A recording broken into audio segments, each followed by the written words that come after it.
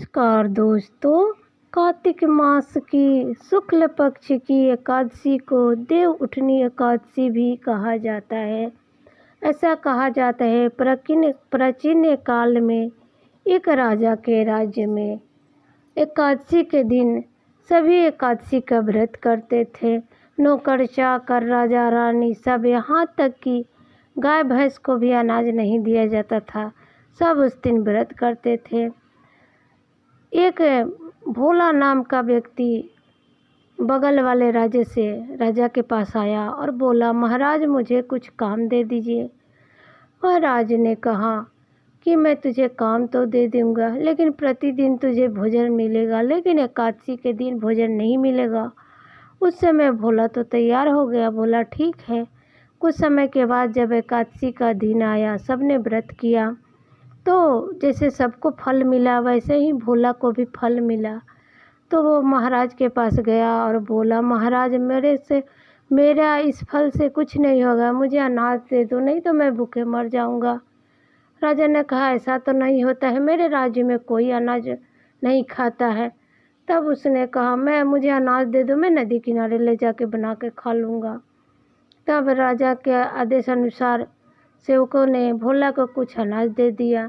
भोला नदी किनारे गया और खाना बनाया। खाना बना के स्नान करके खाना बनाया।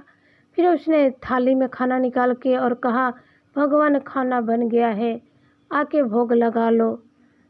एक दो बार कहने के बाद वहाँ पर पीताम्बरी धारण किए हुए 4 भुजा वाले विष्णु भगवान प्रकट हुए और भोला के साथ भोजन किए।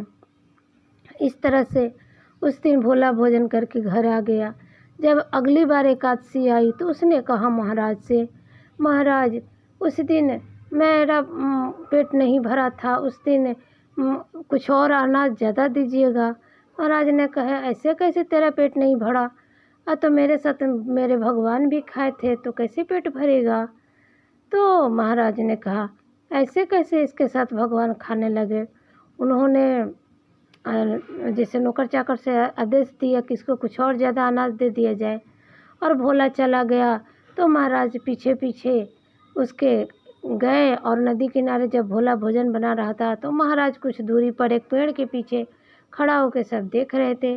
जब भोला भोजन बना लिया तो थाली में निकाल कर भगवान को बुलाने लगा, भगवान आइए, भोजन बन गया है, ग्रहण कीजिए। लेकिन भगवान उस दिन नहीं आए। शाम हो गया तो भी भगवान नहीं आए। तब भोला ने कहा, भगवान अगर आप नहीं आइएगा तो मैं अपनी जान देने जा रहा हूँ। तब भी भगवान नहीं आए। लेकिन जब नदी किनारे नदी किनारे जब भोला खड़ा हो गया कि अब मैं अपनी जान दे दूँगा, तब भगवान प्रकट हुए और भोला के साथ भोजन किए। और भोजन करने के बाद एक विमान आया, उसमें भोला को भगवान ने भोला का हाथ पकड़ के अपने साथ स्वर्ग लोक में लेके चले गए।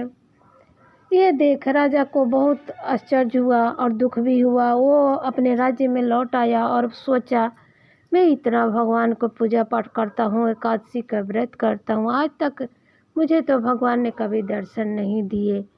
इसका मतलब ये हुआ कि हमारे पूजा में कुछ कमी है, हम ऊपर से दिखावे से हम पूजा पाठ कर रहे हैं। ऐसा सोच के फिर जो राजा था वो अगला जो एकादशी आया पूरे श्रद्धा भाव से मतलब भक्ति से अपना उसने किया। ऐसे ही कुछ दिन तक ले किया। उसके बाद जब मर गए राजा साहब, तो उन्हें भी स्वर्ग की प्राप्ति हुई। तो कहते हैं कि दोस्तों, पूजा पाठ तो मतलब श्रद्धा भाव से ही करना चाहिए, दिखावा नहीं करना चाहिए।